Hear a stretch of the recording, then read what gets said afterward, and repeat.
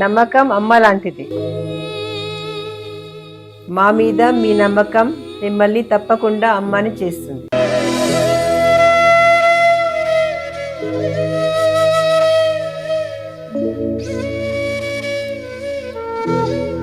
నేడు ఎంతో మంది మా మీద నమ్మకంతో అమ్మాయారు. మీకోసం అమ్మతనం ఎదురు చూస్తుంది. వివరాలకు సంప్రదించండి. Kiran infertility centre, Hyderabad, Bengaluru, Chennai, Delhi. ఓం గం గణపతయే నమః.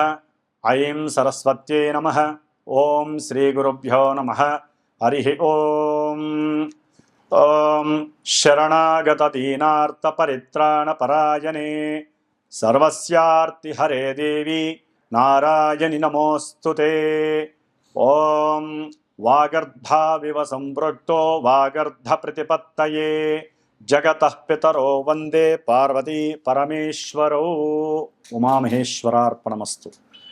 వీక్షిస్తున్నటువంటి ప్రేక్షకులందరికీ కూడా ఈ మార్చి మాసంలో 2026 సంవత్సరము మనకి 19వ తారీఖున వచ్చేటటువంటి శ్రీ పరాభవనామ సంవత్సర నూతన సంవత్సర యుగాది శుభాకాంక్షలు. ఈ సంవత్సరం అంతా వచ్చే సంవత్సరం వరకు కూడా గ్రహాల యొక్క స్థితిగతులు అందరికీ అనుకూలించి వారి యొక్క జన్మజాతకాలు కూడా అదృష్ట భాగ్యాన్ని కలుగజేసి మీకు ఆ పార్వతీ పరమేశ్వరులు దీర్ఘ ఆయుష్యు ఆరోగ్యము అనుకున్నటువంటి ప్రయత్న కార్యాలన్నీ కూడా సాధించేటటువంటి ఆ యొక్క అకుంఠిత దీక్షని ప్రసాదించాలని ఆశిస్తూ ఆశీర్వదిస్తూ మరి మార్చి మాసంలో మనకి 3వ తేదీన ముఖ్యంగా మంగళవారము ఫాల్గుణ మాసము శుద్ధ పౌర్ణమి తిథి రోజున మంగళవారం రోజున మధ్యాహ్నం 3:20 నుంచి సాయంత్రము 6:48 వరకు మనకి పాక్షిక చంద్రగ్రహణము సింహరాశిలో పూర్వ ఫల్గుని జన్మ నక్షత్రం అంటే పూర్వ ఫల్గుని నక్షత్రంలో చంద్రుడు కేతువుతో కలిసి కేతుగ్రస్త ఉదయ పాక్షిక చంద్రగ్రహణం ఏర్పడుతోంది. కాబట్టి ముఖ్యంగా ఈ యొక్క చంద్రగ్రహణం అనేటటువంటిది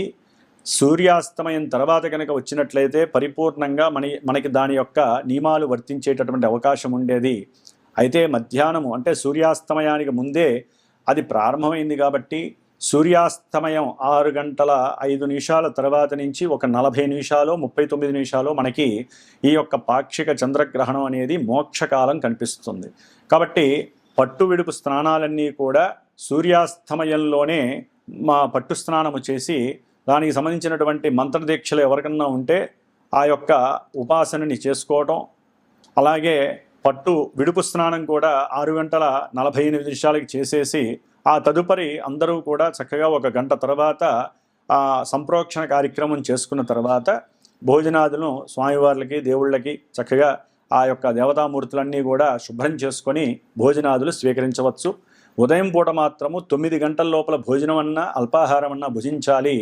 ఎందుకంటే 7 గంటలు 8 గంటల ముందు వరకు కూడా ఈ యొక్క గ్రహణం యొక్క శూల ఉంటుంది కాబట్టి అది ఆరోగ్యానికి కొంత ఇబ్బందికరంగా మన యొక్క ఋషులు వివరించి చెప్పారు. కాబట్టి ఈ చంద్రగ్రహణం రోజున కొంచెం ఆ సమయంలో గర్భవతులు సాధ్యమైనంత వరకు గణపతి ఆరాధన చేసుకోండి. ఓం గం గణపతయే నమః.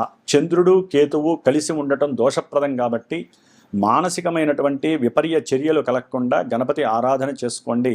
కొంతమంది చక్కగా ఓం సుబ్రహ్మణ్యేశ్వరాయ నమః, ఓం శరవణభవాయ నమః, ఓం దుర్గాయే నమః ఈ నామస్మరణని ఎక్కువగా 3:20 నుంచి కూడా 6:40 వరకు మీరు ఇంట్లో ఏ పనైనా చేసుకుంటూ అయినా సరే స్మరించండి.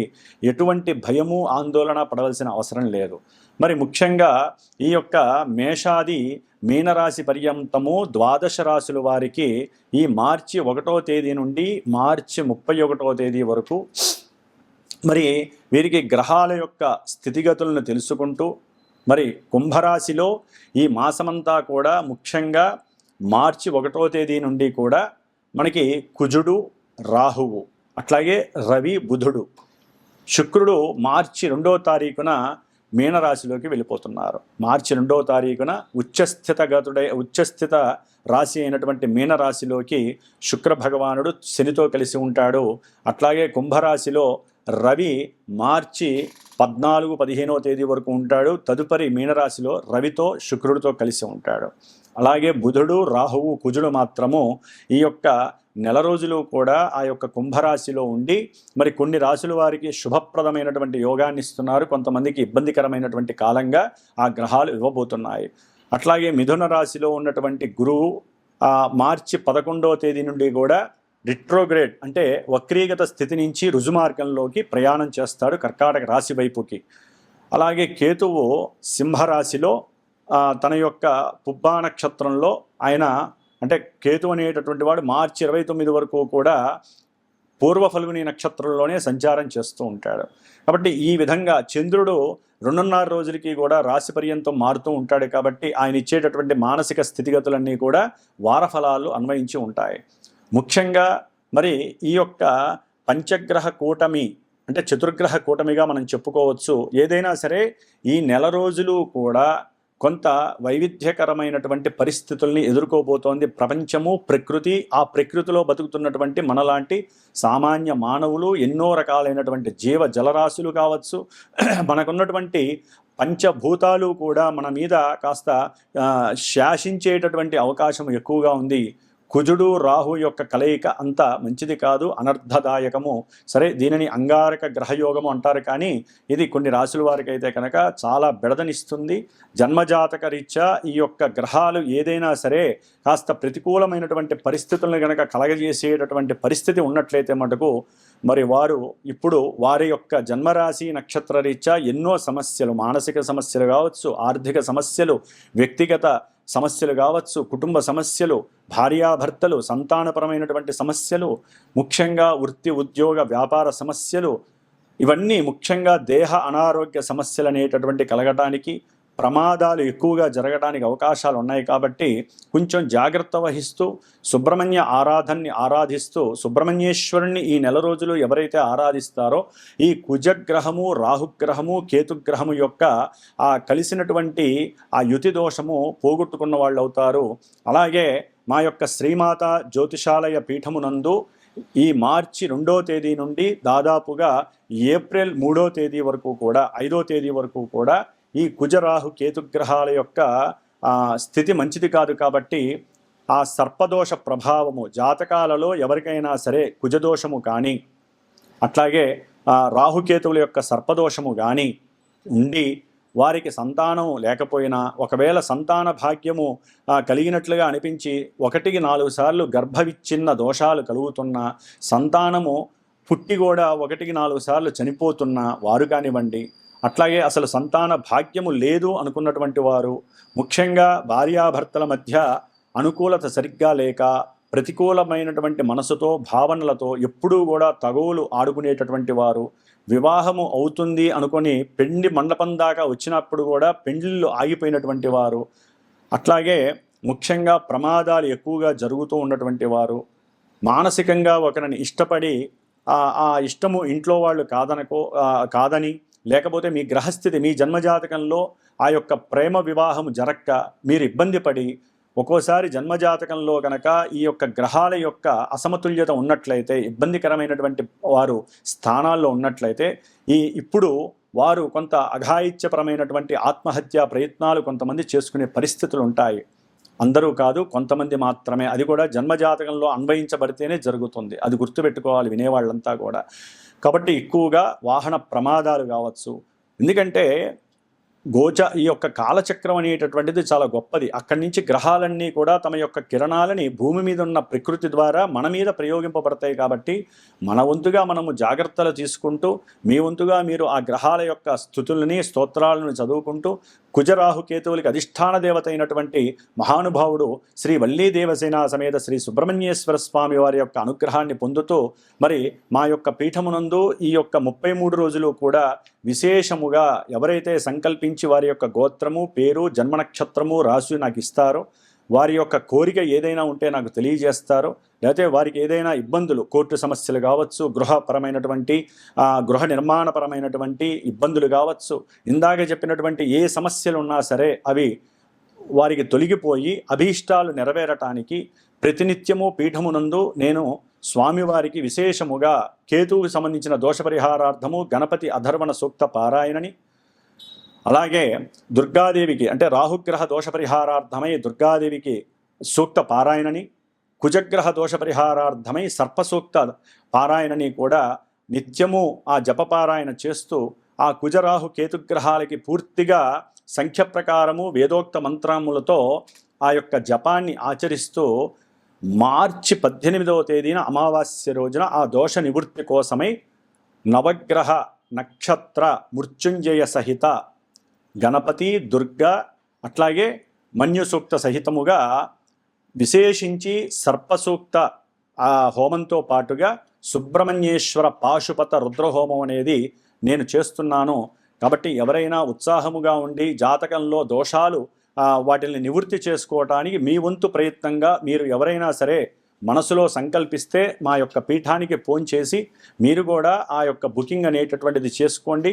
ఇది అందరికీ కూడా అనుకూలంగా ఉండేటటువంటి పరిస్థితికి దగ్గరగా ఉండేటట్టుగా ఏర్పాటు చేశాను. అవకాశం ఉన్నవాళ్ళు దూరంలో ఉన్నా దగ్గరలో ఉన్నా యద్భావం తద్భవతి. ఒక గురువుని నమ్మాలి, దైవాన్ని నమ్మాలి.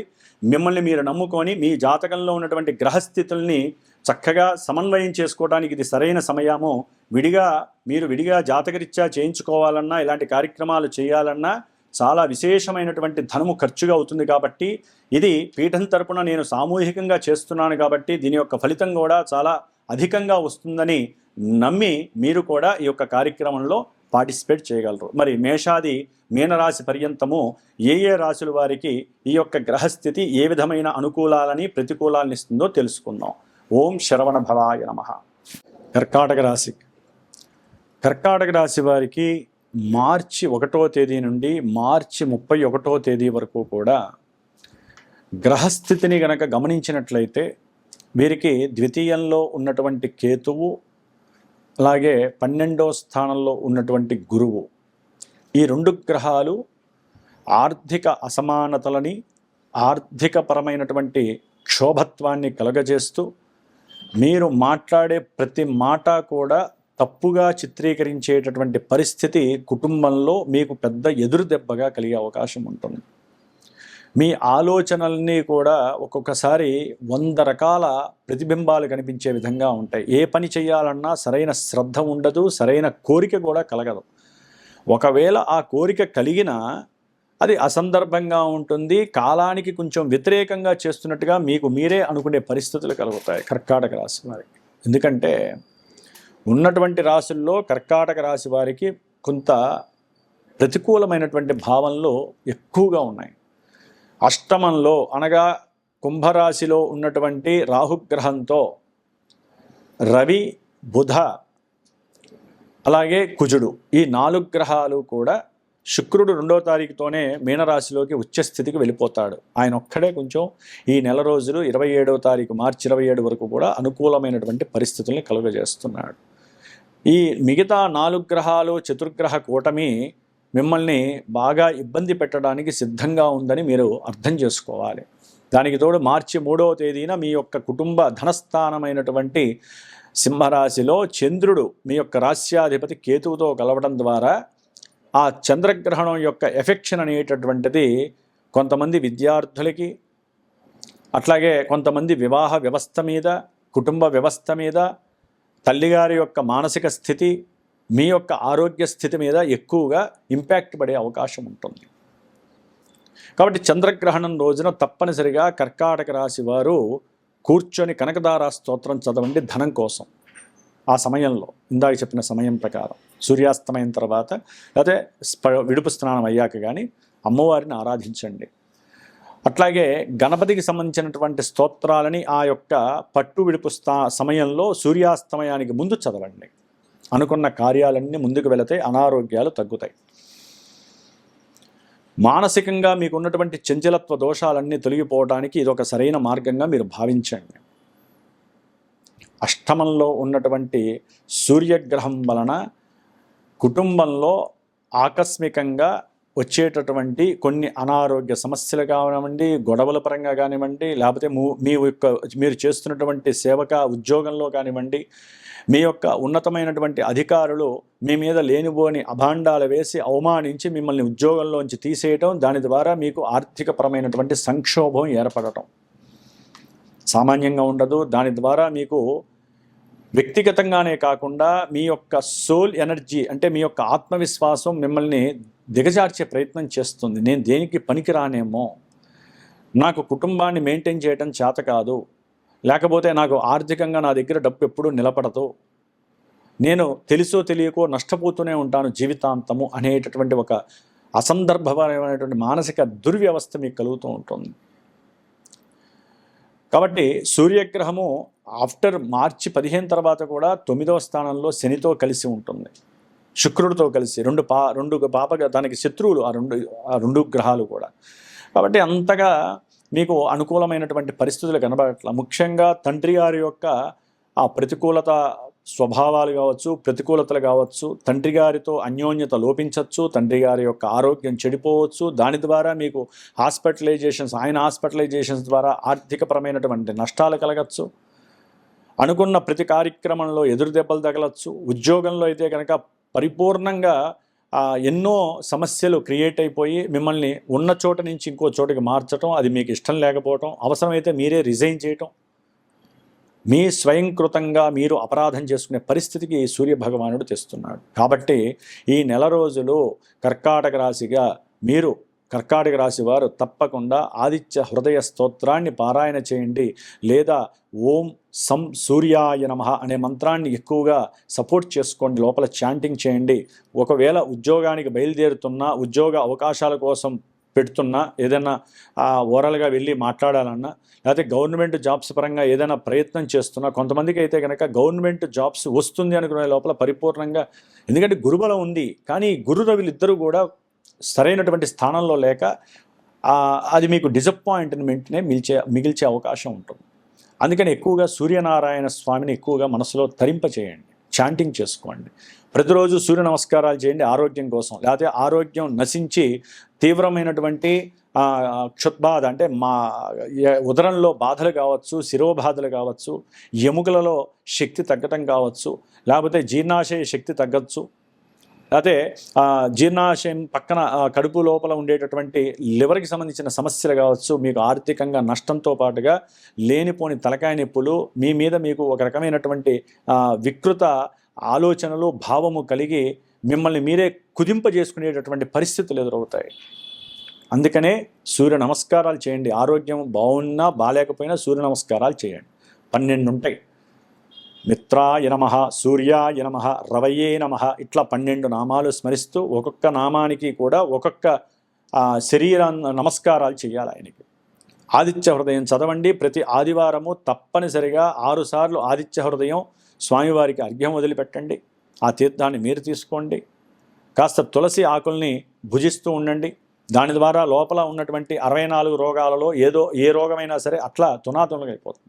ఎక్కువగా సైనస్ ప్రాబ్లమ్స్ కానీ, అంతర్గతమైన ఇన్నర్ ఆర్గాన్స్కి సంబంధించి కానీ, మోకాళ్ళ కింద భాగంలో సమస్యలు అంటే పిక్కలు పట్టేయటం, లేకపోతే పిక్కలకు సంబంధించిన రక్తనాళాల్లో రక్త ప్రసరణ సరిగ్గా చేయక వాచిపోవటము, లేకపోతే పాదాలకు సంబంధించిన సమస్యలు, ఇట్లా ఒకటి కాదు చెప్పుకుంటూ పోతే చాలా ఉంటాయి. కాబట్టి ఆ సమస్యలకి నివృత్తి ఒకటే, సూర్యనారాయణ ఆరాధన.